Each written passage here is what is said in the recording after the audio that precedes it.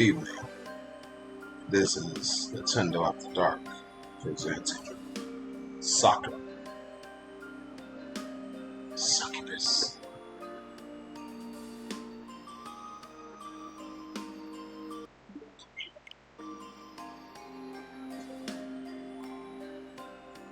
Now, of course, this is not for children, but definitely for, of course, the young, more experienced with sexy. So I definitely hope you enjoy this wonderful paradise of lovely things. So maybe on Nintendo, this ain't meant for kids. Let's continue, shall we?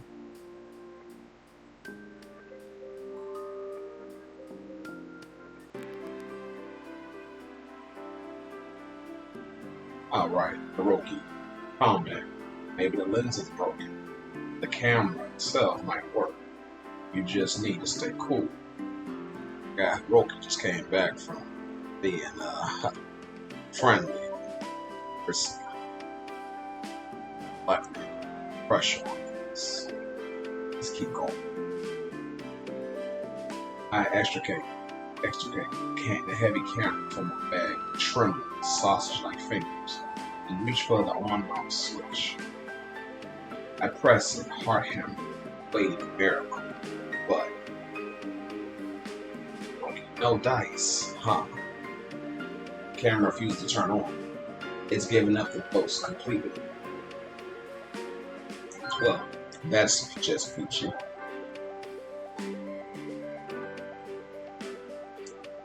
Disgusted, I throw the broken camera back into the bag. It's not like I can damage it more than I already have. Fall back against the tatami floor. And to think I wanted to be a photojournalist. Now, I'm nothing more than this morning is the most auspicious. Wish I could turn back time, slip beneath the futon, fall asleep once more. Then I won't have to contend with the fear or losing my job. It's awful headache. At least today's a Sunday. I don't need to go into work until tomorrow. That should give me a bit of time to prepare for the inevitable losing my job. That is strange. Today's a Sunday. Why was my alarm clock on? I usually turn my alarm clock off during the weekends when I don't have jobs to attend to, that is. I have to wake up pretty early to commute to work during the weekday, so on the weekend I like to veg out in my futon till midday. Ooh.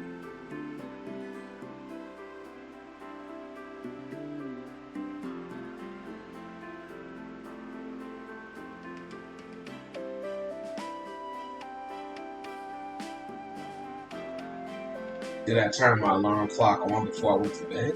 Why? Has me want to torture and present me or something? Do I have a secret sadistic streak or something? Well, given I'm the one who set that alarm clock, perhaps it's more correct to say masochistic. Then again, am I really the one who set that alarm? How did I even get home anyway? I don't remember. After that failed gig, went out drinking, and then strained my brain, struggling to remember. And that's when it hits me, in a sudden burst of intense realization.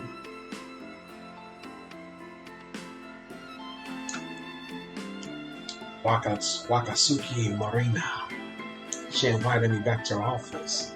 How could I forget that? I enjoyed myself with the famous businesswoman, Wakatsuki. Attempt to forget my sorrows. Then I passed out. How then did I end up back in my apartment? I don't get it. Did last night really happen? I look around my room, searching for some kind of clue. Fortunately, it doesn't take me long to spot it.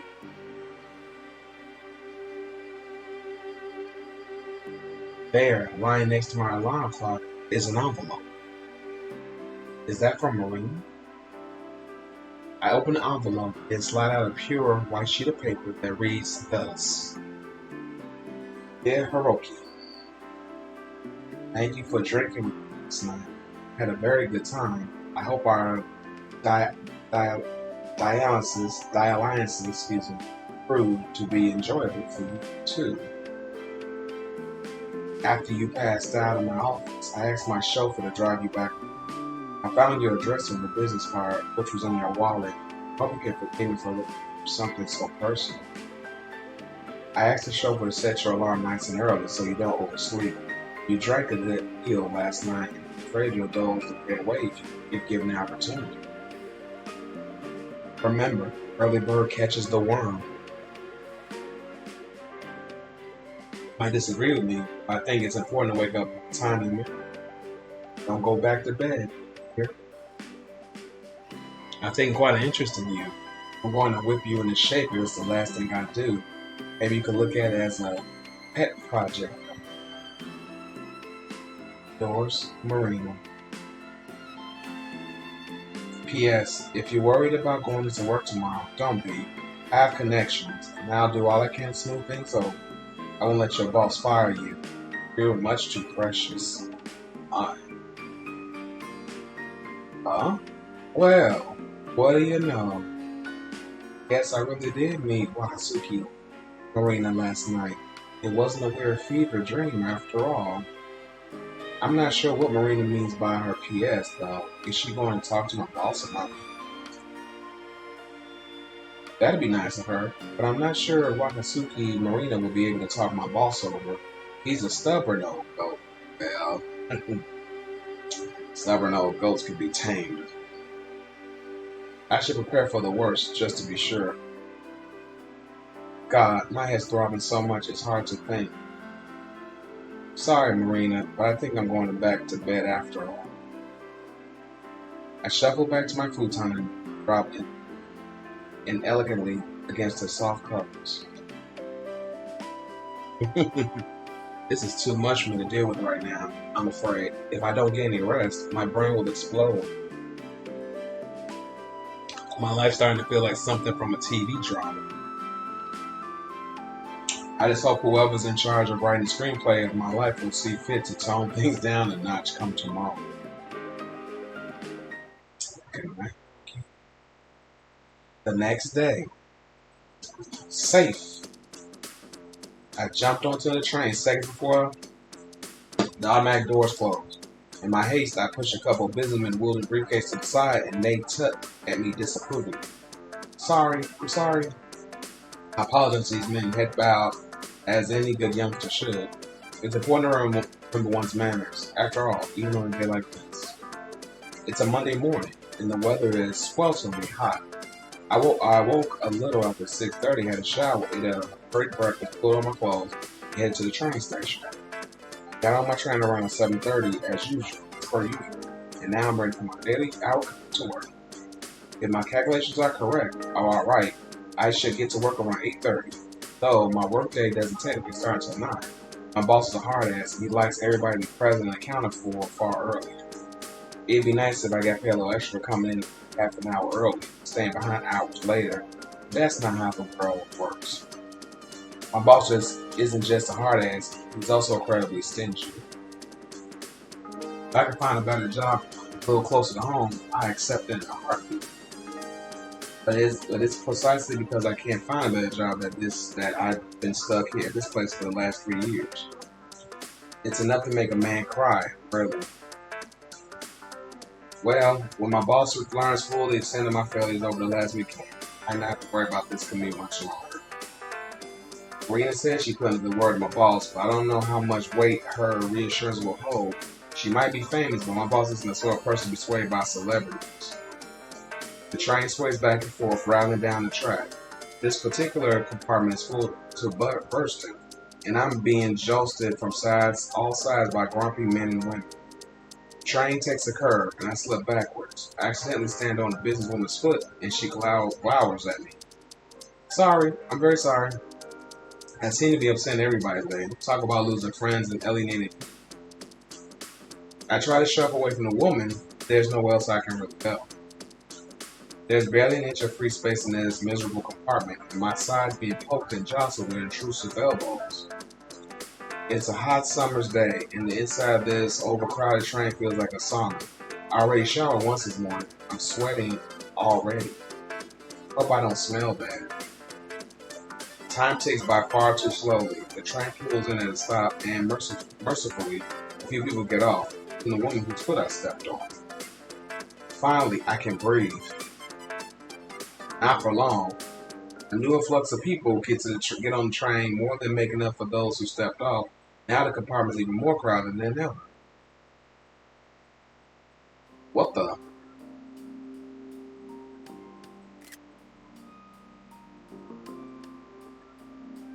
I'm hemmed in by the doors, a businessman behind me and a young girl to the front. I can't see the girl's face, but if I had to wager a guess at her age, I'd put her in her early 20s. What the heck? She isn't wearing a school uniform, which rules out the possibility that she's a high school student. Maybe she attends a local university. Her hair is dyed a crazy shade of blue, and she's wearing a pink jacket coupled with a pair of very, very short shorts. Oh my. She's pressed against me so intimately I can smell her. She, unlike the other grumpy commuters on the train, smells fresh and sweet, a little like cinnamon. Her hair in particular is black. Oh my. Now I'm aware of how good this mystery girl smells. I'm more anxious than ever about what I might smell of. Silly though it is, I like to make a good impression on her. I can't see her face, but I'm sure she's cute. Only a cute girl will wear shorts as daringly tiny as hers. I imagine the girl in my head as often during my commutes to work. I mean, it's not like there's anything else I can do. I fashion her with a pair of large eyes, fringed with long lashes, and a button nose. She'll have pursed lips, pink like cherry blossoms, and two sweetly blushing cheeks, and a nice body. Oh my god. I don't even need to wonder what her body's like. I can feel it pressed against me. It's possible that this could be an honest mistake on the girl's part.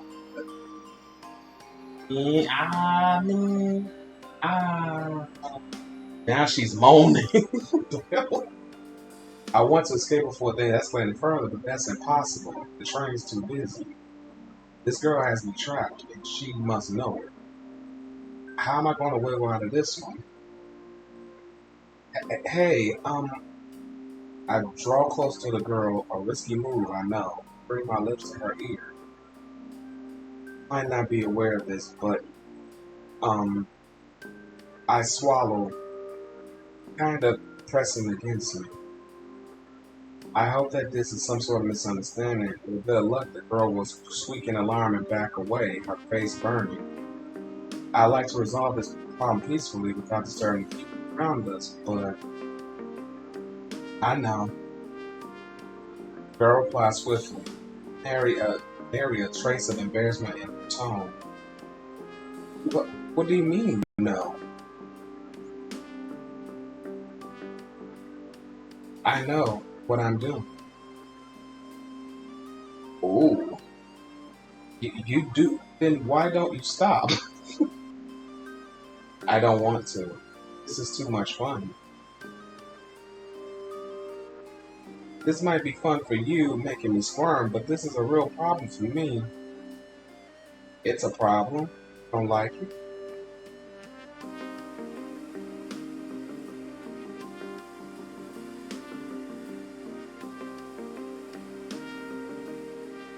I'm afraid I like it a bit too much. No, that's not it. I like it more than I should. If this keeps going, we'll both be in trouble. Really? Yes, really. This is dangerous, so I don't get it. If you like it, we should keep going. I want to make you happy. Oh, what the? I'm not getting through her at all. In fact, I think might have made things worse. Marina wasn't joking. You smell incredibly good. Well, I just want to be close to you, Hiroki. Oh boy. Hiroki, ah ha ha ha. I make my way to work, the soles of my shoes slapping against the sidewalk. After a little incident on the train, I felt obliged to get off a few stops earlier. I couldn't bring myself to stay on that train, surrounded by all those good men and women. After everything I've done, it would be way too embarrassing. I gasped for air as I wend my way through Tokyo's busy streets. Men and women in business attire throng about me, and veritable armies of high school students in crisp white uniforms chat and giggle excitedly. They all look so young and carefree. Girls with their plaited hair and blue plaid skirts, the boys with their sports slung over their shoulders, stuffed black shoes. But I wouldn't give to be a teenager. They don't know how easy they have it. My encounter with that mysterious girl on the train might have taken my mind off things for a few minutes. Did our liaison truly finish so fast? But now doubts are starting to catch up with me. It doesn't matter how quickly I walk, I can't outstrip my fears. What am I going to do when I see my boss? What is he going to say? My head might as well be chopping. This day is shaping up to be a crazy one. It's not even 9 o'clock yet. I've only been awake a handful of hours. Maybe when I get to work, I'll find my boss has transformed into a cute girl. That's quite a disturbing thought, actually. You know what? Let's not pursue this train of thought any longer. Really, though.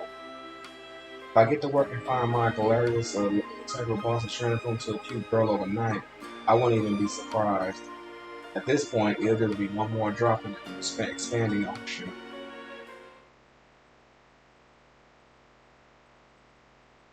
But to my relief, though not necessarily a surprise, oh, Ogasawa, oh, Ogasawa, what do you have to say for yourself? Hmm? Oh, my boss has not turned into a cute girl after all. He looks just as ill-tempered as always, if not more. I've only just arrived in the office. I've yet to sit down my bag and sit at my desk, but he's already given me an earful. He careened into the office the moment he heard me open. He must have been waiting for me to make my grand entrance, like a fan eagerly awaiting the beginning of IU concert.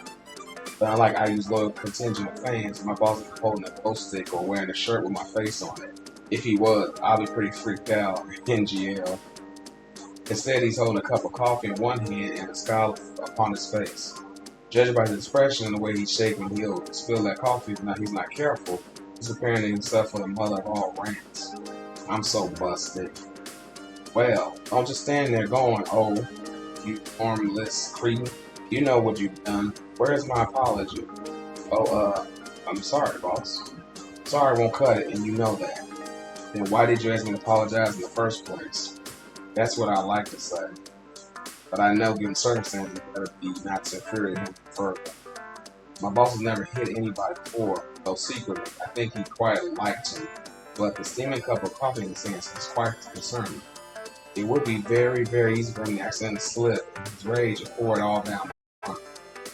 I asked you to get some photos of how you for an upcoming news piece, and you buttered it all up. Where are my photos, huh? I'm sorry. There were a few technical issues. The trains were delayed, and that's no excuse. The photographer, no, as an employee, it is your duty to see to it that you accomplish all of your jobs, regardless of the external circumstances. So the trains were delayed. So what? You should have used your head. Why didn't you hire a taxi? It was too late for that. The train broke down. I got on it in time, but for nothing. The boss slams his cup of coffee down on my desk. A few brown droplets of scalding drink fly over the cup and splatter on a stack of documents. I guess I'm gonna have to clean that up. That is, if this desk is still mine by the end of the month. The more my boss friends are raised, the more unlikely that's beginning to look. A few of my work colleagues have been alerted by this, but they don't get in curiously. One of my workmates gives me a sympathetic smile, while another looks coldly amused by my plight. I guess it's alright for them. So-and-so's. I've had it up to here with you, Ogasawara. I need no need for an employee who can't do this job. You're a failure, and the captain all off, you broke an expensive piece of company equipment. I stare at my boss. It'll deduce my failure to take any pictures I use, given my failure to go to the cloud of the week. How does he know about the camera? I haven't told him about that yet. I was saving that bit of news to last. I thought it'd be a nice way to cap off his awful morning, cherry on top of the shit Sunday. Somebody must have told him about that camera. But who? Was it Marina? Did she really call my boss up and beg for his pardon? If so, I commend her efforts, but boss doesn't move by her, please. His face is getting redder by the second. I'm afraid he's going to explode like an overinflated weather balloon. When I heard that, I just about hit the roof. How could you be so careless? That camera's worth more than your life.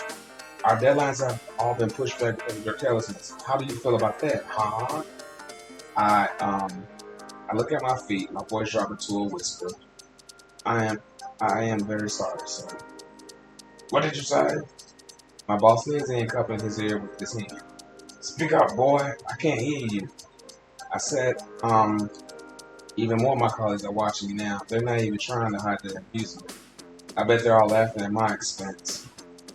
People can be so cruel. I'm very sorry, sir. I really am. I know my behavior was inexcusable.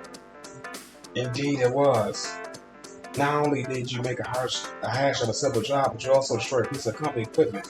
I should have you fired for that, at the very least. But I'm a lenient man. Yes, boss, you're right. I have my desk cleared out right away, and... Wait, what? You heard what I said. Boss folds his arms, his expression sullen. You've worked at this company for 3 years. During this time, you've been a model employee. It's rare that I've had cause to get you on your case, unlike various other people in this room. Oh. My boss shoots a pointed glance at a few other coworkers who are still listening to my supposed dressing down. Now that they realize most of the drama had passed, they seem to have lost interest. A couple of them blushed, suitably chastised as they returned to their work, while a few others pout and click their tongues. Do they want me to be out of a job? This office is full of vultures. In general, I have no real complaints with you. Last Saturday was an unfortunate blip, shall we say, an your otherwise spotless performance. If you were a newbie, I'd be inclined to fire you over this. But I don't want to cast one of my valued employees out in the cold over a couple of mishaps. Does that mean? Yes, indeed. I'm giving you another chance. Oh, I'm sorry. You're on thin ice. Don't betray my trust again. You'll be sorry. I don't like being made a fool out of. I want to work you to the bone. You appear to put in hours to make up for your atrocious blunder. Do you hear me? Oh, sir. Yes, sir. Thank you very much. I bow deeply to my boss, cringing at my own superciliousness all the while. Only a few seconds ago, I was insulting this guy in my head and calling him an asshole. I'm so two-faced. Maybe my boss isn't quite as horrid as I thought. He's still a businessman at the end of the day, and I doubt he'd make this call if he didn't have ulterior motives. Now I'm curious. What's going to happen about the camera? The cost of replacing it, taking out my own wages? About that camera. It's a funny story. That boss massaged his quivering chin and thought, that would be standard company policy, yes, but you can rejoice. Ogasawara must have a guardian angel. An angel, sir? Indeed. She called office this morning when I got in for work, and she explained the whole sorry affair to me.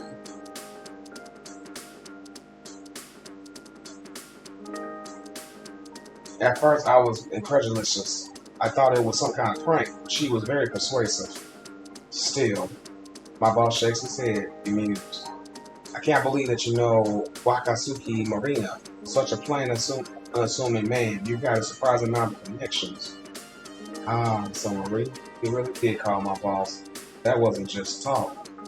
I don't know Marina all that well. She's already done a lot for me. I have to wonder what she sees in me. I'm wondering. How'd you get into her good graces? The two of your childhood friends? Oh no, I've only known her for a day. Really? My boss snorts. Well, you must have made quite the impression. She often paid for the equipment you damaged in full. She wired the money over to the company bank account shortly after our phone call. She also told me that she's familiar with EKIU. She offered to set up a private meeting between you and her so you can take photographs of her uninterrupted. What do you think about that? Once more, words fail me. I stare at my boss in silent, slack-jawed surprise, unable to articulate more than a handful of broken syllables. I clear my throat, then try again. Is the date of this meeting fixed? Yes, indeed. Miss Wakatsuki put me through to Miss Q's agency, and they were only too happy to oblige. You'll be seeing Miss IQ this weekend, alone on her private beach in Okinawa. We'll fly you out there, of course. Miss Wakatsuki very kindly offered to foot the bill. I'll mail the full details over to you later. That's about the gist of things. You've been given an amazing opportunity, so don't screw this up. You have a chance to take as many photos of Miss IQ as you want. While you're at it, you might as well interview. This could be a big break. Give it your all. I won't accept anything less than 110%. Yes, sir, of course. Sir. I bowed and scraped my boss anew, amazed by the wealth of possibilities that landed on my lap. I want to see you again this weekend on the private beach in Okinawa. No less. As a mere member of Hoi Polloi, never been to a private beach before, I'm starting to feel like a celeb myself. Rena really has come through. Not only did she pay for the camera I smashed, but she still managed to fix up on me between you. My boss was right for once. Rena really is like a guardian angel. She's a dark-skinned, fair-haired angel, and I owe her. If not my life, job. My immediate future has been secured. But I can't afford to get complacent. Still meanwhile you to continue. I'm going to impress both Marina and my boss. I need to do my best.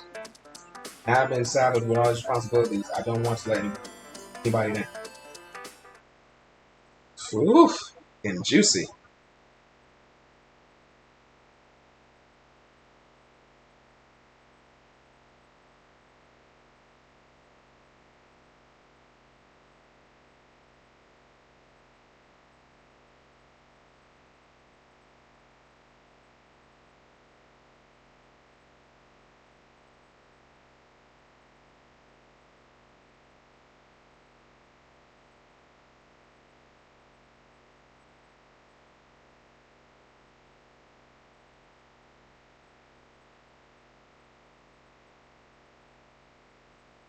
The rest of the day goes by in a blur. I'm still reeling after my conversation with my boss, and nothing seems quite real. Thanks to my failure on Saturday, we have to scramble to put together an article on IU. Now, that'll be suspended until next week. I ended up working overtime. It's dark when I finally leave the office. Jeez, my boss is such a slave driver. You'd think he'd be a bit more considerate given my connections with the Novia Rich Chad. I barely had a chance to sit down all day. Yawning, I checked my phone. It's a little after 2100. For those of you 9 o'clock. I should have been home hours ago. Oh well, I might be tired now, but my job's secure and I have my weekend retreat in Okinawa to look forward to. With better luck, things will work out alright, and I'll give a bevy of photos that please my boss. That should put me in his good graces or his good books. Maybe he'll even let me go home one time for a change. That would be a treat. For the present, however, I'm absolutely gagging for a drink. That might help soothe my nerves. Oh boy. With this thought in mind, I board the train for a few stops, then I head to the same bar where I first met Marina. While it's true I want something to drink, part of me is hoping I run into my benefactress this morning. And fortunately for me, luck is on my side. Ooh wee! There she is, of course.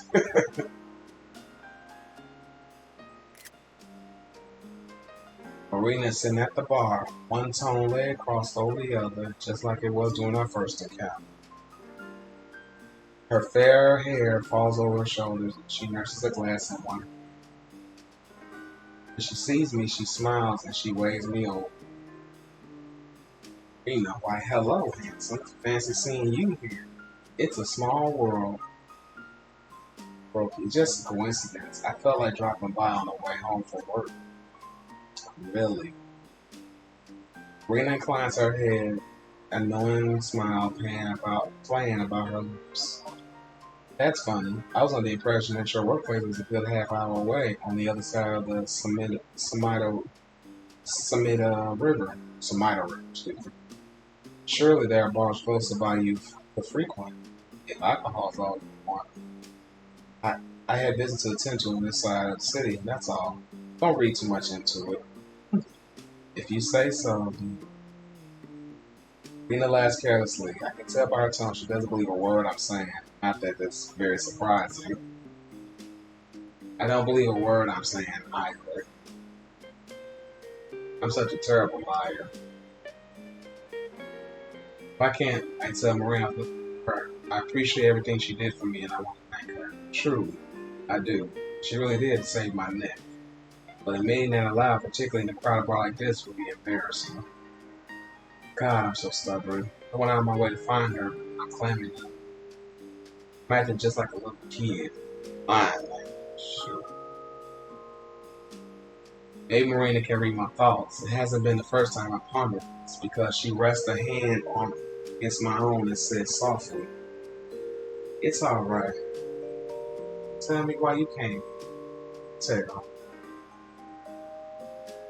Am I that easy to read?" Yes, indeed. Most men are. Don't take it too personally. Mina titters. You don't need to thank me for helping. She's just as well giving the words thank you across my lips. Maybe I need to lube my throat up with alcohol first. I helped you because I wanted to. You're a very interesting man, and I am awfully fond of you. Talking your boss around, thought Ron was easy enough. He's full of bluster. It's all an act.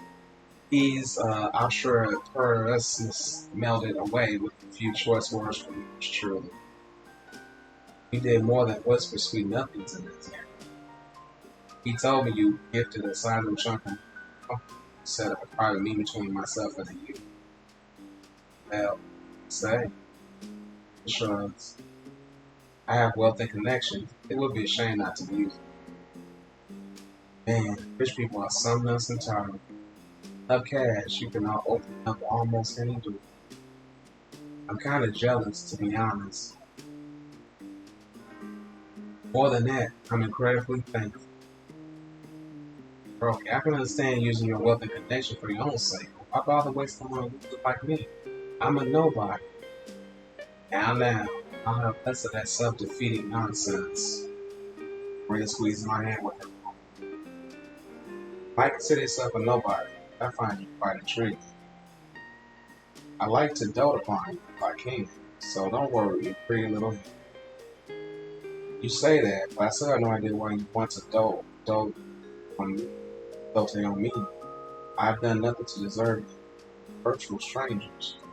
Why, you say, why? You say, it's simple, but it's because you're cute. Huh? For a genius businesswoman, her reason is surprisingly simple. Is she going to elaborate on my supposed cuteness? I'm very curious to see how a member of the opposite sex regards me. It might be a good learning experience. Your reactions are utterly charming. You're so sincere. I couldn't help but be enticed by you either. You're like special pastry in the window of a high-end bakery. Being with you like this is making me salivate. If I can use my influence to help you, I won't hesitate. It's a small price to pay to see you smile. Now, won't you stop grousing and let me hear? Yes, mommy. What the fuck? I answer flatly, without humor, which makes Marina laugh. I suppose I am mothering in a sense, though I don't know if I like being called that. If you want to show me a suitable measure of respect, you could call me Madam, but no, it sounds too formal. What about mistress? Mistress? Yes, indeed. I quite like taking charge. Want to show how grateful you are for my help. I prefer you physically. I trust you have no objections. Oh my god. I stare into Marina's eyes. Their green is like the jade earring suspended from her neatly formed earlobes, and the turquoise vest which stretches across her chest. Marina's so attractive and feel. I have no idea how I got so lucky, but I'd be a fool if I refuted her. I'm already starting to get excited. Alright then, go back to your office if that's what you want. I guess I wouldn't mind either. Um, I know I can be awkward. I'm used to people favors from me. My parents were pretty strict, so I get used to working out. I'm still not used to relying on others. So I find it hard to accept people's help. Bad thinking too. It's hard to find the right words. I really do care. I think you're. Well, isn't that sweet? In the last, her voice sultry. She sort of buzzed against my arm. Thank you for trusting me with a bit of your backstory. I promise I'll take good care of you. You're special. I want to make you feel. Oh my. Now, that was quite the workout. I feel invigorated. It's funny that keep skipping that part though. Don't you think my skin looks a little prettier? Cheeks are positive. Oh, love really is a miracle drug. I feel much stronger. Ah, Brina might be in a good mood. I feel now like sleep. I'm slumped on the floor for all homeless as I was on Saturday night, like Sunday morning. My head rests on Brina's lap. I was focused mainly upon her face. She's had the priority to put her business clothes back on after Bryce. I can't see much of her skin. That hardly matters. I've already seen almost all of her there is to see. You alright? Lena runs her fingers through my hair, tempted smile playing across her lips. You're breathing quite heavy. I'll live, at least. I should hope so. Rather fond of it. It would be devastating if you died so quickly. I haven't had my fill of fun just yet. Then again, I suppose I should have prepared for the worst. You humans are often fragile. I'm surprised you've been able to keep pace with me 2 whole nights. You can say that. The fullness of Marina's thighs, coupled with her sing-song voice, is lulling me to sleep. Something about her approach strikes me as rather strange. I blink up at her, curious, my brow furrowed. What do you mean, you humans? Oh my! Marina blinks innocently. Did I really say that? Yes, you did. Yes, you did. It was as clear as day. You said you humans are awfully fragile. Now that I think about it, hasn't no one said other to that effect? Back then, I shrugged off her words as the central million. Now I'm starting to be suspicious. In fact, everything that's happened these last few days has been downright fishy. Bumping into Ikpai was surprising enough, but what about the girl on the train? And speaking of the girl on the train,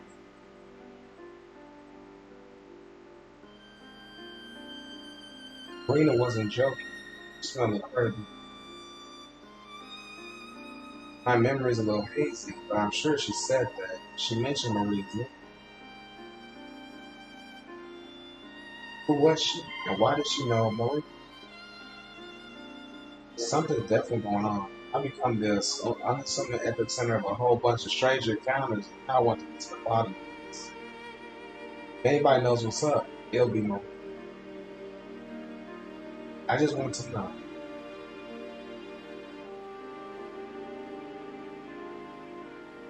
What's happening to me?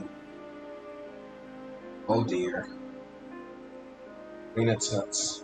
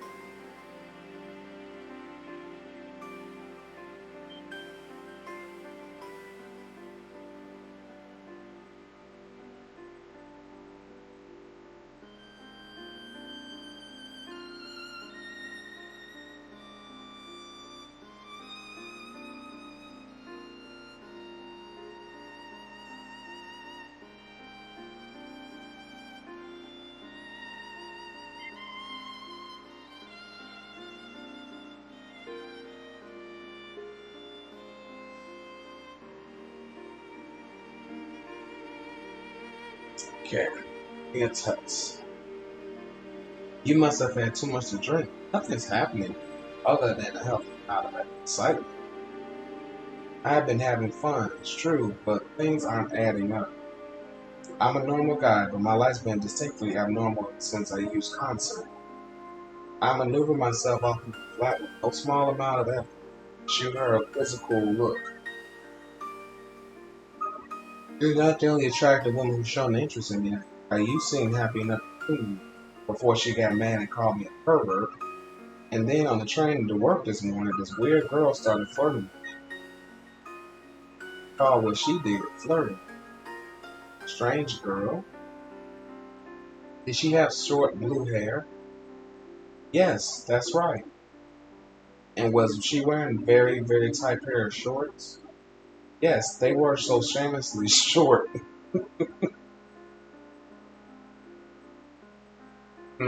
By the sounds of it, it seems you've had the pleasure of running into Cosmos. Cosmos? Is that the name of the girl on the train? I believe so, yes. Performing indecent actions on the train does seem like the sort of thoughtless thing she'd do. She has no common sense. None of this makes any sense. Before last Saturday, I seemed to repel women. My life's done a total 180, and I have no idea what's going on. It's all too much to be a coincidence.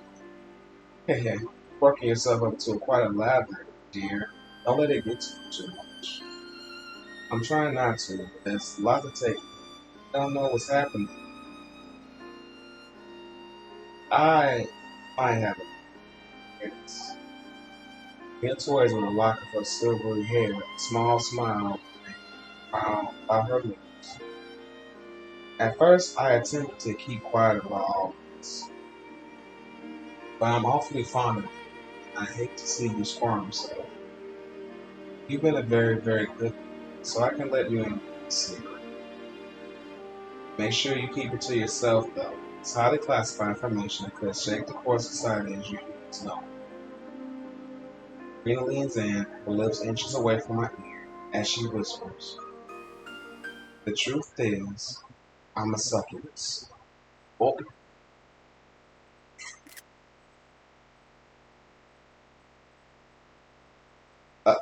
succubus? I stare at Marina, utterly dumbstruck. Of all the things she could have said, I didn't think for a second she'd say something like that. This isn't a joke, is it? You're not really a succubus, are you? Oh my, are you saying you don't believe? That makes me very sad. Marina sniffs as though heartbroken, turns her head. I believe I made my fond feelings for you more than apparent over the last few days. I would never, ever lie to you, particularly not over my own nature. This is a closely guarded secret. I don't tell humans my true identity. It's the first to get the truth. Fact, what good I could be grateful. Yes, mistress. I'm sorry, mistress. I bow my head, I badge. I don't want to upset me, but I can't shake this niggling doubt that this is nothing. I mean, a succubus? Really? I'm sorry, but when you say you're a succubus, does that mean you're a monster that takes advantage of men? I am no monster. Marina pouts cutely, her arms folded across her chest. Do I look monstrous to you? Would any wicked beast have a body as gorgeous as mine? No, I guess not. You don't look much like a monster, but you don't really look like a succubus either, excuse me. Not that I know what succubus is supposed to look like, they're not exactly commonplace like cats and dogs. I'm still not sure what to think about this. It's quite overwhelming, to be honest. I suppose that's fair enough. Humans aren't supposed to know about our kind.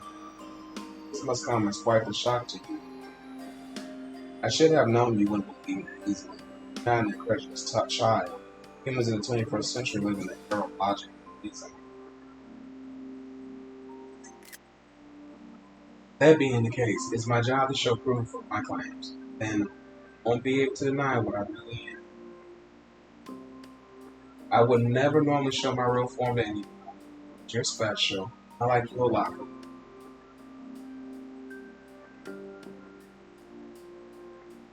That's why I'm going to give you a treat. Rena clicks her fingers and her visage suddenly shifts. Whoa.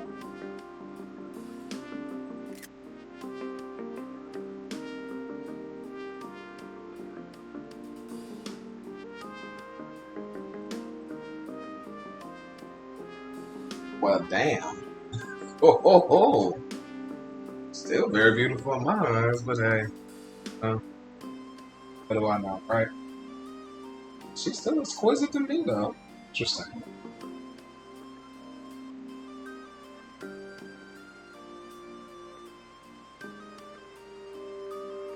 Horns sprout from Marina's scalp and bat-like wings unfurl from her.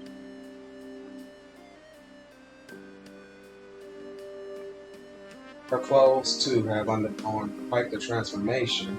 Before, Marina was clad in her business attire, but now she's wearing something corporate scale.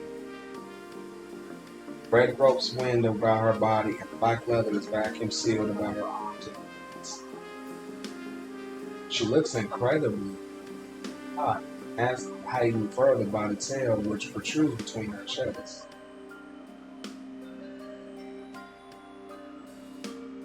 You see?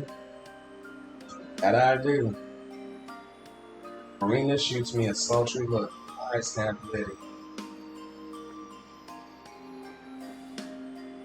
Normal human. Really am a succubus. It's not just me. You and Cosmos are succubi too. So are numerous other attractive, successful women all across the world.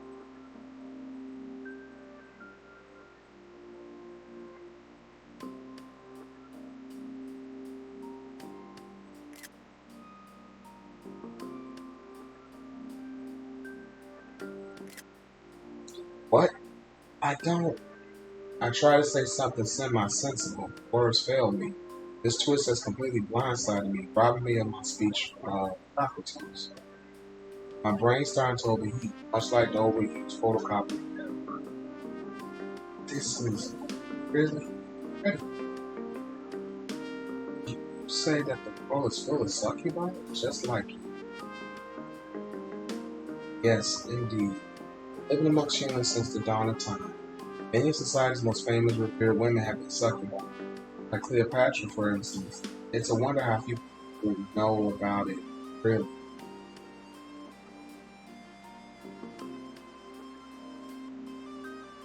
Marina's fingers sink into the full mount of her chest. She manipulates her breasts about her tail, printing. I can't deny that Marina succubus any longer. I can't deny that Marina succubus any longer. Not now I can see her wings, her horns, and her tail. That'd be akin to burying my head in the sand. I can't argue against my own eyes, but I do have a few questions I'd like to ask. It might sound cliche, but I'm burning with curiosity here. Bro, I thought succubi were meant to be intimate with humans to stay alive. Is that true? We succubi don't need to do such things to sustain ourselves, but we do need to be revered. That's why so many of us are in positions of power, be it in business, politics, or the entertainment industry. We need to be loved and adored. If we're not, we'll lose all our magical power. If we lose our good looks, we'll start to age like humans.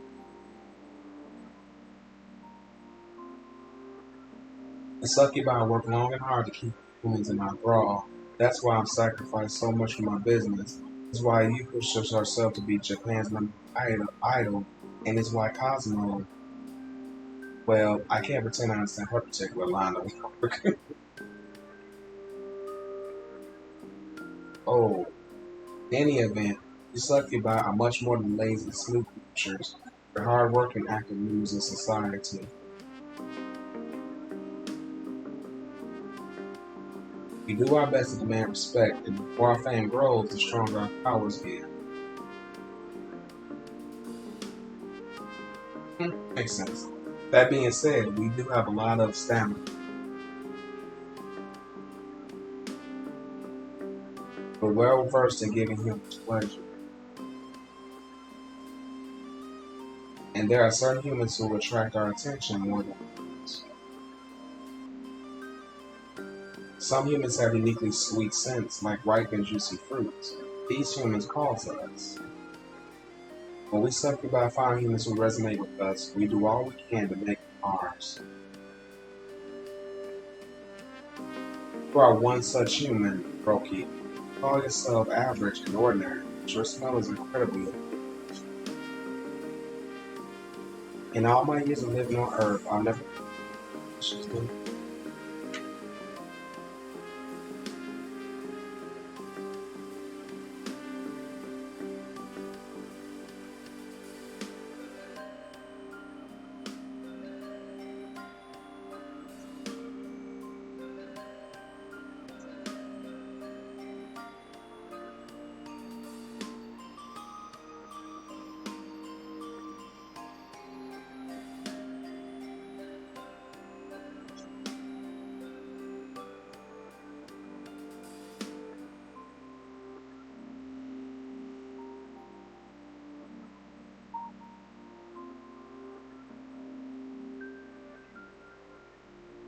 I knew the moment I met you that I wanted to make it, but I wasn't the only one.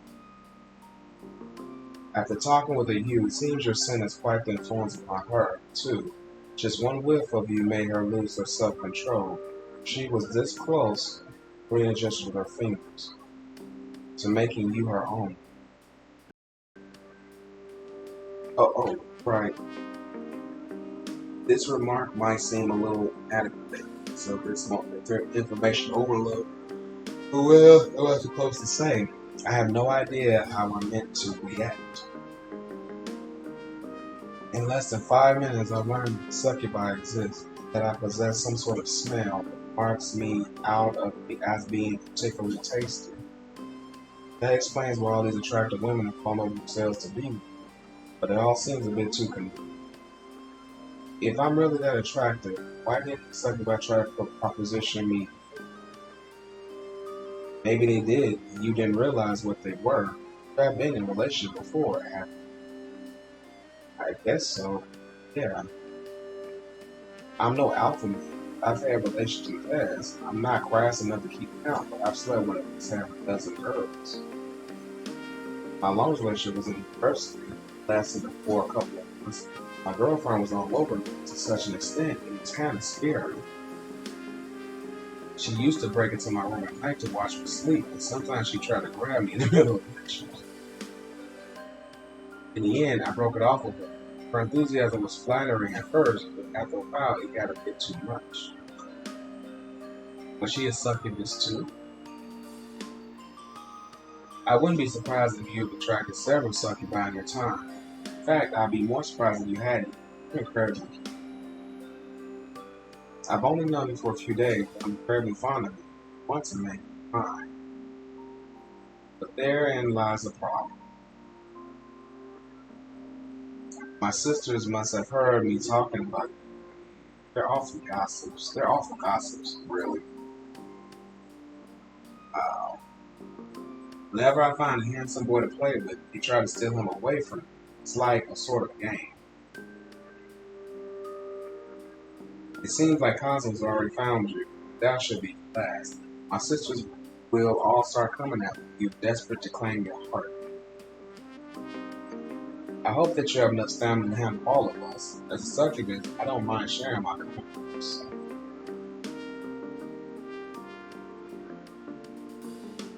But fielding off the advances of your succubi might just be enough to break you. You have an unusual amount of stamina.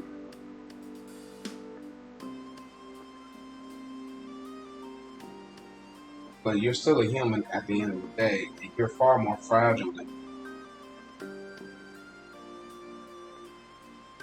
If my sisters get too rowdy, I'll try to discipline them. I don't want them to break you completely, but you'll need to toughen up too. Please don't let me down. I've expended a lot of time and money here, so it would be a shame if you fell apart too quickly.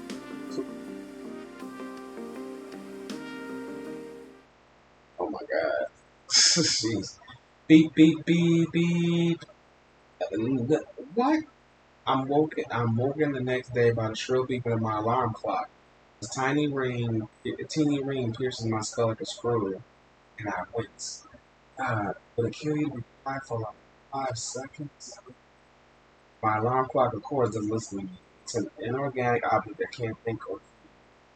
Sometimes I wish I was an inorganic object too. Then I would have to suffer from so many debilitating headaches. I must have had too much to drink yesterday. What happened to me? Events of last night returned to my befuddled mind in drips and drabs. But beep, beep, beep, beep. My alarm clock still trilling away as insistent as ever. It's so loud, it's starting to set my teeth on edge. I guess I can't ignore it any longer. I don't want to claim what remains of my sanity. Alright, I'm coming. Shut up already. I haul myself from my futon and seize my clock, as I have every day for the last 3 years. Turn it off, cutting short its incessant clangor. Sighing relief. Finally, stay quiet. Now I can think about last night a little. Work got out late. I remember that much. I'm to a train station. I'm struck with the sudden desire to have a steady train. And what's more, the sudden desire to see more.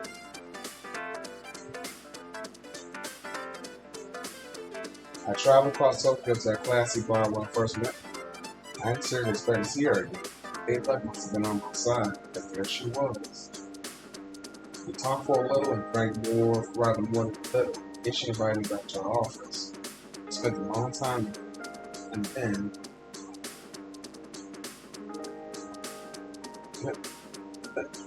though my alarm clock had been silent, my forehead still throbs. I press it into my temple, teeth whirling in my lower lip. Images flashed in my mind, all teeth probably. Horns, wings, a tail. Rena isn't a human, she's a succubus. She sustains herself through the strength of human aggravation, and her physical stamina is far greater than woman's. Rena's not the only succubus in Tokyo either. Akio, the famous idol, is another one of her sisters. So was that strange girl man in the train.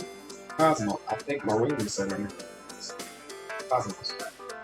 Now Marina is taking a special interest in me. Succubus all over Japan would flock to me.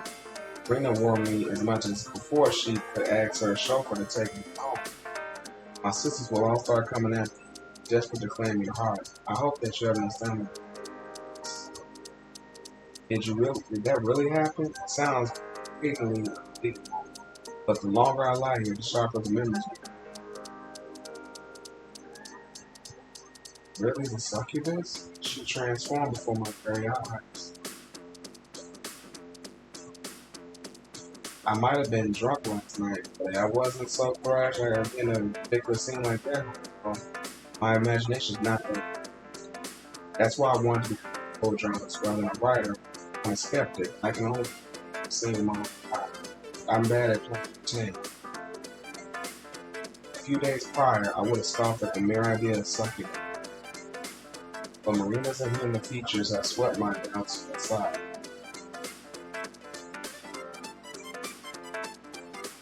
How can I explain her wings and her horns without the aid of the supernatural?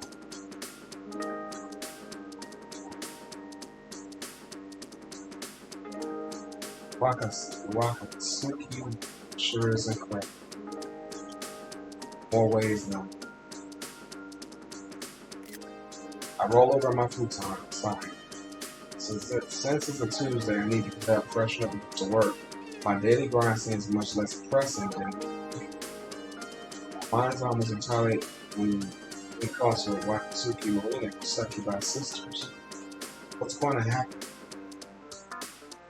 I guess as of today, my normal life as well, truly ended.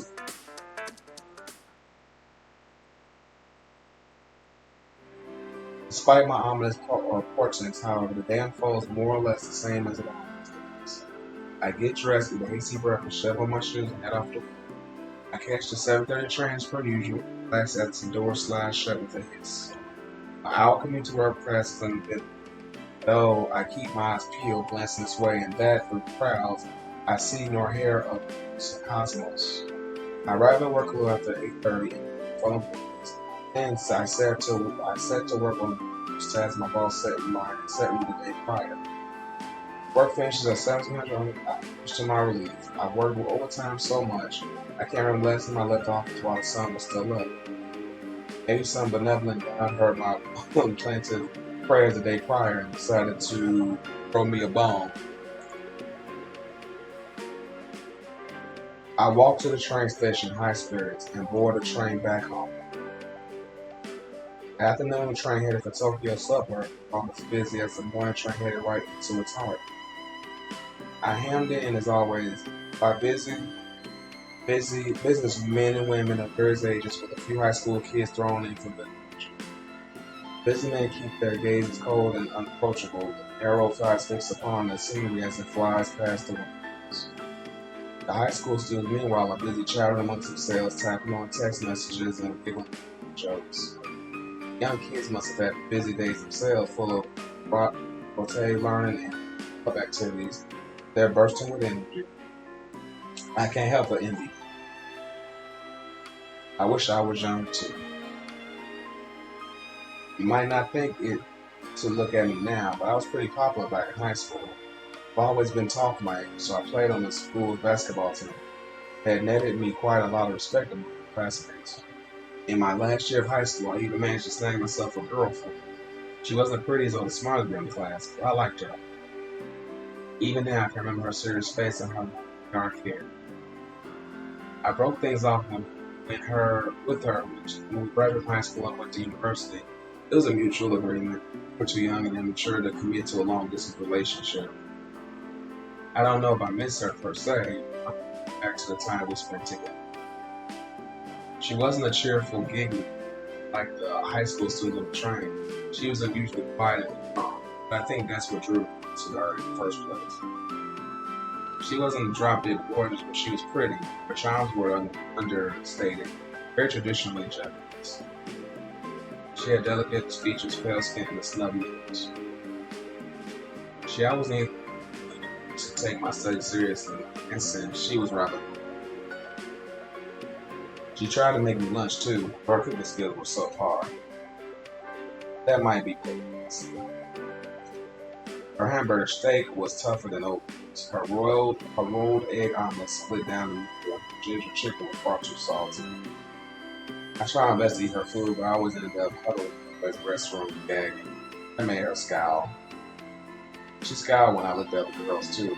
Those fish were so cute, they always made me laugh, which of course upset her all. I can still remember all the things we did together, though it's been over since we last spoke. We stayed together in the school library. She gave me chocolate on time. Sometimes we went to cafes and watched together. When was the last time I went to a cafe? It feels like it's been forever. My life's been nothing but for the past few years. I haven't had a chance to focus and have fun. Being an adult really does so. it has its fun times. So,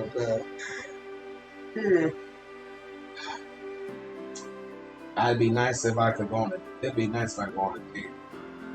before. Not like that'll happen. It's highly unlikely a cute, perfectly molded girlfriend will fall from the sky and into my lap. I guess you could say Marina fits the bill, but she's not really a girlfriend material. She's too mature for such a jewel date. She's more like a partner. Though I think she preferred being called mistress. I like Marina well. There's something a little intimidating about her. Not at all like my first girlfriend. Then again, nobody is. It's impossible to place in memory. I'm being stupid. I should give up on dating. I'm not a teenager. What? But why? Why don't? You don't look that old to me. I think you're so. That's nice to know, mysterious voice. But wait, what? I can feel something, no, something's pressing against my chest. Familiar scent of floral perfume walks about me, and I feel fingers grip the sleeves of my shirt. Somebody's pressing their body against me, but who? I look down, bemused by the audacity of this mysterious person. Okay, of course. Cosmos. And my befuddlement soon morphs into full beyond disbelief.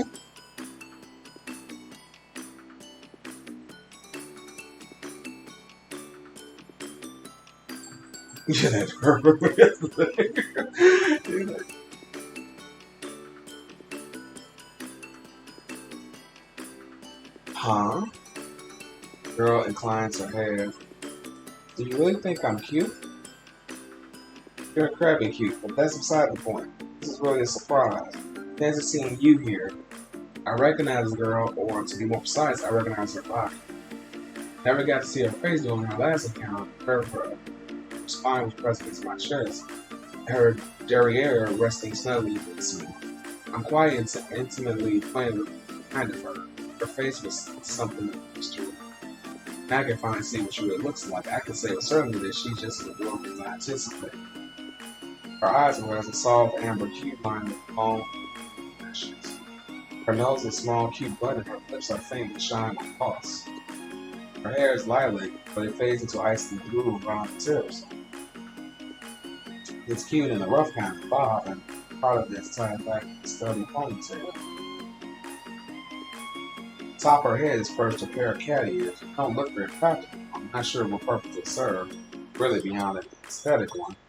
Then again, a lot of women wear high heels, Marina included, and I'm not sure what practical purpose they serve either. Can they damage women's feet? Plus, those sharp spikes can be stuck in gutters. This girl's choice of headgear might be impractical. She's wearing a sturdy pair of sneakers on. Pink jacket and those very, very short shorts serve the company. I think she might be younger than I am, but only by a handful of years. She's most likely in her early 20s. Though, if she really is a succubus, her age might not scale like that. For all I know, she could be centuries old. Would a 500-year-old wear a pair of cat ears, though? Jury's still out on that one. That's kind of. Your name's Cosmos, right? Right. Cosmos affirms this with a jarring nod of her head.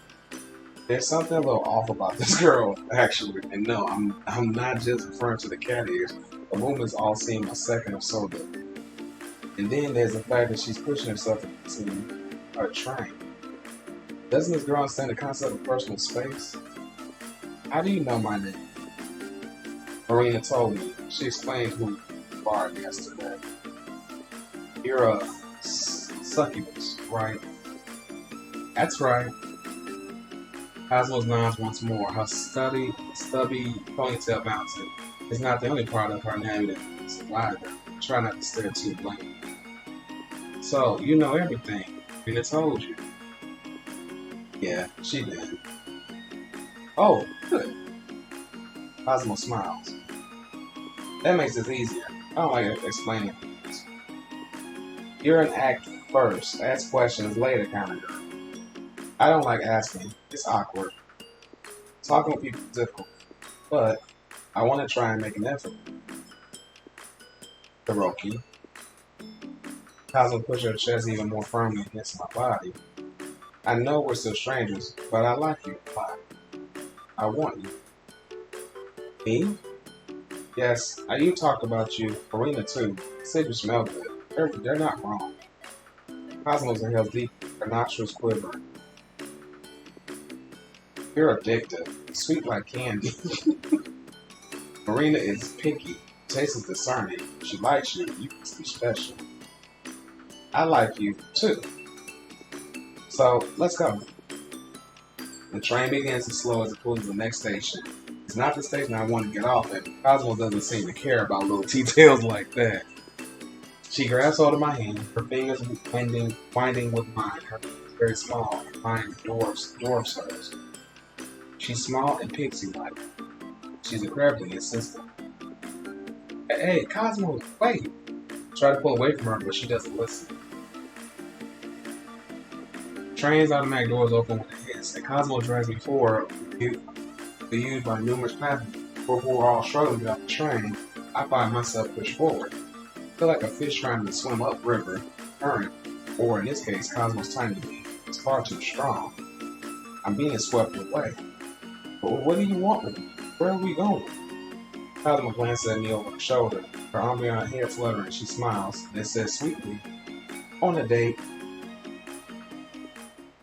What the? Some date this is. I huff, my arms folded, my long legs furled up beneath the table that's a little too small for me. Dragging me off the train was just the first step in Cosmo's diabolical plan. I barely had a chance to gather my breath when her fingers tightened about my palm once more, her eyes shining with excitement.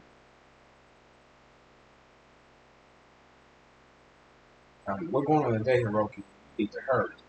A date? But where? What are you... So just like that, I found myself here. Cosmo hauled me all the way to this main cafe. It's quite a cute cafe with white tables and walls. Pots of flower bloom on an observable surface, and the smell of cinnamon and hot chocolate lingers in the air.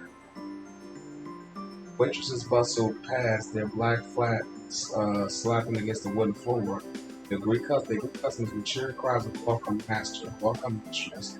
Their frilly dresses fluttering around the aisles. Some of the waitresses are carrying notepads, ready to jot down orders, while others hold trays landed with slices of apple pie, strawberry sundaes, and fruity milkshakes. Cute J-pop music dances in the air, chiming the bell open, and the chatter of the patrons.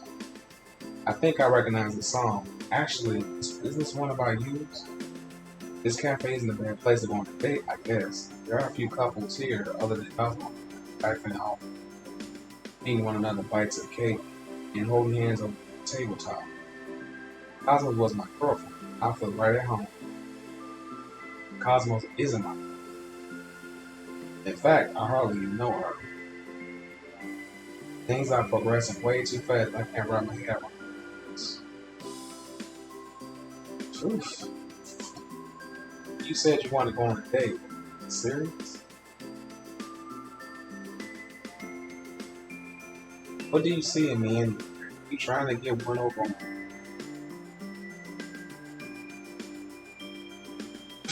What the fuck? Are you actually interested in me, or is this some sort of joke? Oh my god. What sort of name is Cosmos anyway? It doesn't sound very Japanese.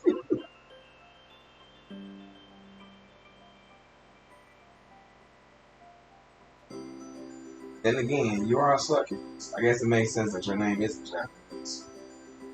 Why are you a Marine of Japanese names? Are they their real names, or did they make them up? Maybe the succubus moms have a relationship with Japanese men, and that's how they.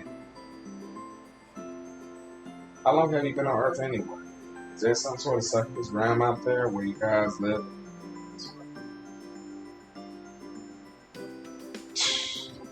Cosmo remains irritatingly unresponsive.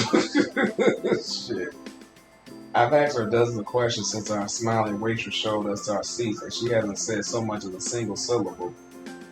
Is she trying to make me feel uncomfortable? I think she's just a sadist, just like mom. Hey, Cosmos.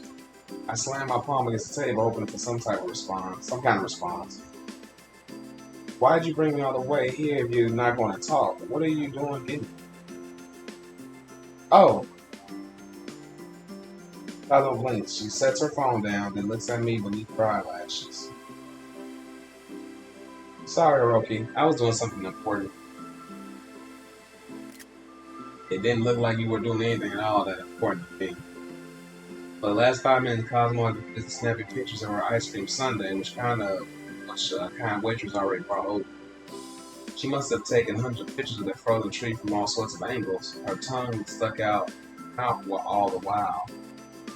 Her dedication to the art of photography kind of impressive. As a start for myself, I wanted to commend her for her meticulousness.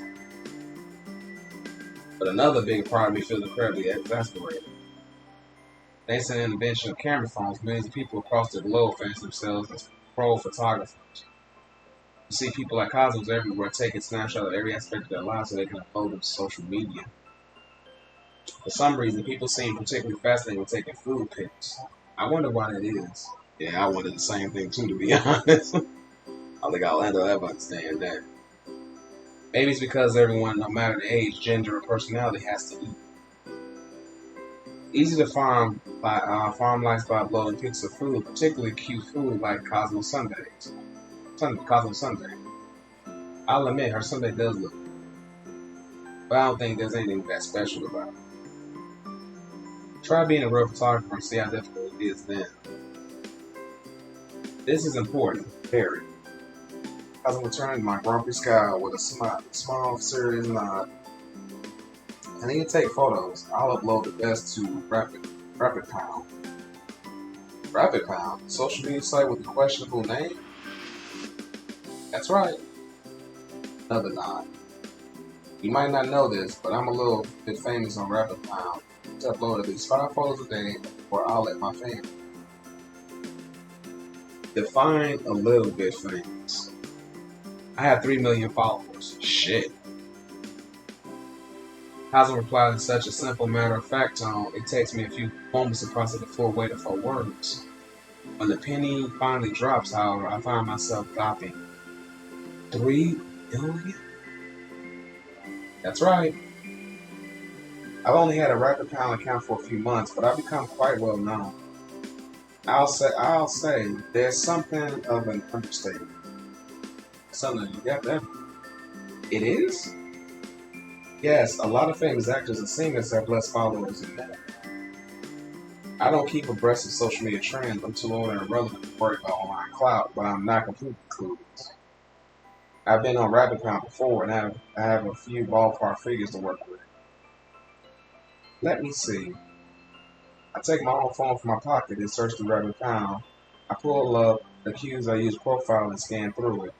I use one of Japan's most popular idols, and she doesn't even have 1 million followers. She only has 700,000.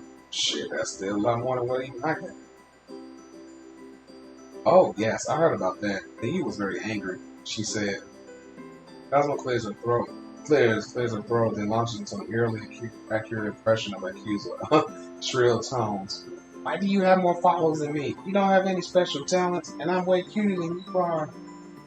All you do is upload half-naked photos and cheat crappy cosplay and pictures of food. Thousands of girls do that. So why are you so popular? It's not fair.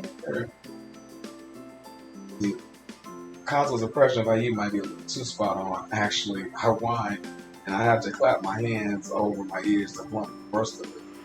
I use voice that's quite powerful, isn't it?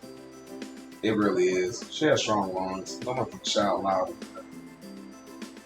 I don't know about that. You gave her a run for her money there. You think so? Thank you. I don't have any special talent, but I'm good at impressions. I'm good at taking photos too. My fans will be waiting for me to upload a photo. I can't let them. So saying, Kylo began to take a few more photos of her ice cream sundae. By this point, it started to melt. That doesn't deter her. She focuses on the golden dessert with laser-like precision, her nose scrunched in concentration. Her finger taps at her phone dozens of times each second.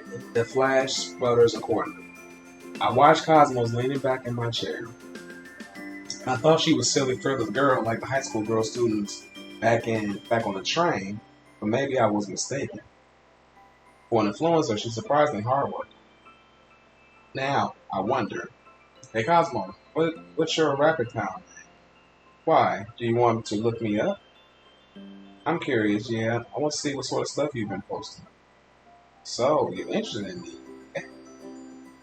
Cosmo giggles. Her cheeks turn pale pink with pleasure. Is she really that happy that I'm taking interest in her? I'm Cosmo Flower. She probably shouldn't check my profile in public. Some of my photos are pretty blue. Cosmo blinks at me, suddenly shy. Are you looking at my profile, Hiroki? I nod my head stiffly, fingers gripping my phone like claws. My face is so hot it looks like a furnace. I know I should click away from Cosmo's profile, but I can't. My body's frozen. Cosmos wasn't joking when she said her photo is on her feet forever. There's one photo of her dressed in a blue, untied girl costume, a bottle of alcohol lodged between her breasts. There's another photo of her wearing a micro bikini so sheer it leaves her into the imagination. Then, most baffling of all, there's a photo of her reclining after a plane. Appears to be a live squid. But what sort of photos are these? This menagerie of hypersensual images are interspersed with shots of the sunset, slices of cake, cups of tea, and various other aesthetic things. The majority of these photos are one wardrobe function away from photography. Is stuff like this even allowed on Rapid Account? Isn't it a violation of the terms of services? AU says that too. She keeps trying to flag my account, but it doesn't work. I'm not showing anything to them, so it's fine. That's what the people at Rapid Account say. But maybe not, but you're on pretty thin ice. I stare at Cosmo's photos days. I can see Cosmo's butt, her breast, and her smooth, soft belly. There's so much of her. I'm starting to overheat. Trembling hands, I navigate away from Cosmo's far too tempting profile, and I slot my phone back into my pocket. Do you really not mind posting a picture like that for the world to see? No, why should I? I have a nice body. I'm not ashamed. And besides, it makes people happy. I like making people happy. I'm not doing anything wrong. You don't think I'm dirty, do you?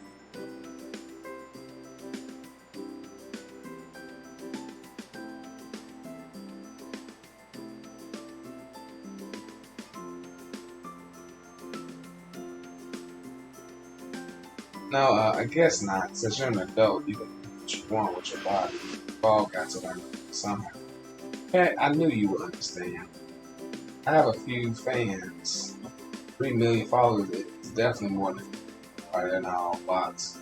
Doesn't this girl realize how famous she is? Either she's very humble or she's a total bitch. Given her slow, sleepy way of talking, I'm personally towards the latter. But some people hate me too. I get nasty comments. People call me. They think it's bad to show my body to people, but I don't think so. I'm happy you don't agree with me. I knew you were a nice one. Nah, there's nothing special about it. But there it is. I don't look at me determined to share some of his sleepy Tony's qualities. I knew you were special when we started talking about you. The big sis has high standards and good taste. I was certain you would be kind of gentle, and you've not betrayed my expectations. I really do like you. That's why I have to thank you. Here, oh my. Cosmo scoops up a bit of ice cream on her spoon and proffers it to me. I look at it flatly, my brow furrowed. What's that for? It's for you. I want you to say, oh no, it's fine. I try to refuse Cosmo's offer, kind though it is, by waving one hand before my face. I'm not a big fan of sweets. You eat it for yourself. You've been looking forward to that, haven't you? That is true. I like ice cream a lot, and like tarts and pie. I love sweets. But I love sweet humans too. You're one of the nicest I've ever met. Won't you let me feed you, darling? If you don't, I'll be sad. I mean, you are my boyfriend. What the Oh my god. Almost that quitting time too. And when did you decide that exactly?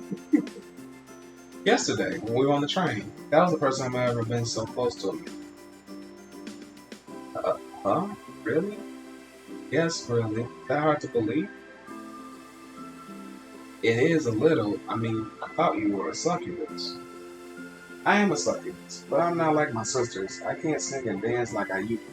Don't have Marine's business sense. I'm not athletic, and I'm not good at acting, and I don't have any motivation. Princess Yui told me I was a disgrace of a succubus. She said I never amount to anything. I thought she was right. But then I discovered social media and whoa. A lot of people seem to like my content. I don't really know why, but I'm very grateful. Their love and support gives me strength. I don't want to let them.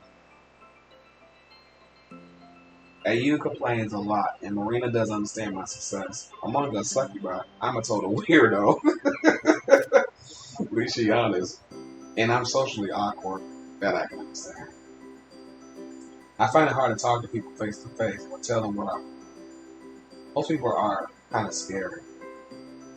I've never been in a real relationship before. I can only communicate with the screen. That's what I thought it was. Then I met you. I fell for you the moment we met. That's why I wanted close to you. I wanted to give you everything. My sisters might love you, but I love you too. I'm a failure with succubus, but I still want you to be great. Won't you say yes, please? That would make me incredibly happy. Ah, jeez. Cosmo looks and sounds so earnest. I feel cruel to turn. Might be in a relationship of sorts with Marina. She's not really my girlfriend.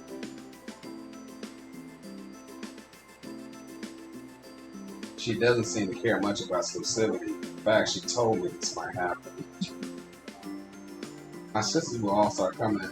Desperate to claim your heart. I hope that you have enough time with all of us. It's okay. I guess I have to turn Cosmo down.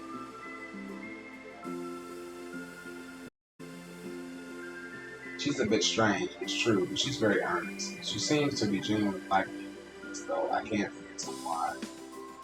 Cosmo has done a lot for me. At least I can do affection return. Alright then, Cosmo. I can be your boyfriend. For now, at least. You really mean that? Yeah, I do. I was just thinking on the train back home. It's a while. I'm a little rusty when it comes to boyfriend shit, but I'll do my best. I'll show you around Tokyo, and we'll have a lot of fun. Dating two succubi at once sounds like it'll be rough, but I think I can handle it. Want to make them both happy. In the start, I'm going to help myself that spoonful of ice cream Cosmo is holding it to. Thanks for the food. I lean forward and clamp my lips up by the metal spoon. The ice cream already melted, spreads across my tongue, and slides down my throat. Sweet and satisfying, and I shudder. Wow! Hiroki ate some ice cream from my spoon. That's the same spoon I was using. We just had an indirect kiss. That's so nice. Personally, I think it's a bit too late to worry about such childish things. We've done more than sharing our kisses. But if Cosmos is to believe, I don't think she's lying. She's never had a shit. The first time she's done anything like opposite sex. That being the case, I want to satisfy. As a boyfriend, happiness is my number one priority. Wonderful. So, if you want to be a boyfriend, you need to have ground rules. Rules? That's right. I surveyed Cosmo from across the table. Together. Still sitting in the main cafe, bathed in bright artificial lights. Cosmos has finished up her sundae in good health. Now she's sipping a strawberry milkshake. I meanwhile order a glass of green tea. I'm not particularly thirsty, and a lot of the beverages plays are like heart attacks waiting to happen. I don't really like sugar at the best of time. These ice cream floats lack of syrup and sprinkles on way too much. You're famous, Cosmos, so we'll have to be careful. Careful? Ellen blinks at me, her expression uncomfortable. But why? Why, she asks. Shouldn't it be obvious? What planet is this girl living on? If word gets out to you or that you're dating somebody, my life would be one. I might even get lynched. Lynched? Like the movie director? You've heard of Lynch? I like Eraser Brain. It's one of my favorite movies. Oh? I must say, I didn't expect that. Cosmo might be wearing a pair of kitty ears and some very, very tight booty shorts, but she is surprisingly direct taste. I guess you shouldn't judge a book by its cover. Next she'll be telling me she's partial to the works of Succubus. Anyway, getting back to the subject at hand. Not talking about the movie here. I'm referring to the physical act of lynching. Physical act? I like it if you could get more physical with me. I like that too, but we can only do those things in private. That's what I'm trying to say. You might not be an idol like IU, but your fans probably love you just as much as hers do. You have a huge following, and most of them are men. They'd be devastated in you dating a huge popular. But why? Shouldn't they be happy that I'm happy? It'd be nice if things worked out like that. Aren't that selfless? I can date you, but you'll have to keep the secret. That'll be the best for both of you. Cosmo sticks her drink with her straw. Stirs her drink with her straw. I don't really get it. I'm bad at understanding different stuff. I don't think it's that difficult. Maybe not for you, but it is for me. IU says I'm bad at reading. I can't understand people feel. Their emotions are too complicated. I try to understand, but it doesn't make sense. Pretty dumb. Damn. But you seem smart, Herbert. You're sweet and kind, and I know you want the best for me, so I'll trust your judgment. I won't let anybody find out this, I promise. Thank goodness. I'm glad convincing Cosmos wasn't hard. I'm sure that I had to bother convince her in the first place. Shouldn't this be common sense? If her leaves are fans find out, tell me. Dating a celebrity might be every guy's dream, but that's a lot more hassle than it looks. Popular girls are hard to hurt, especially popular airheads like Cosmos. Okay. I think that's gonna be about it, y'all. Ooh.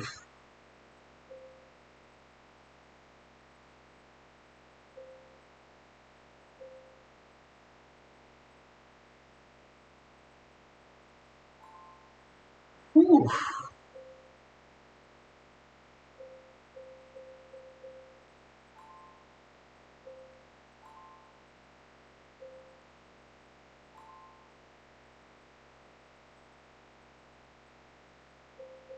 It is getting steamy, is it not, people? Oof. All right, we're gonna stop right there for the night, people. Thank you all for watching. Also, great. Please check out my YouTube page as well. I do export my Twitch videos over to YouTube for the time being. I'm gonna get eventually into Streamlabs. That way, I can stream on both sites or what have you. But for right now, just to make things a little bit easier for me. But then, as eventually, I will be start. I may actually even start up a Facebook page, possibly. We'll see. But nonetheless, I hope you all enjoyed that segment. I will do part 3 of How Can I Love a Succubus to continue on with this one. And I hope you all continue to enjoy it. And yeah, links steamy and hot. So keep on watching. Thanks for the support, everybody. We'll talk to you all later. You have a good one. Have a good night. Peace.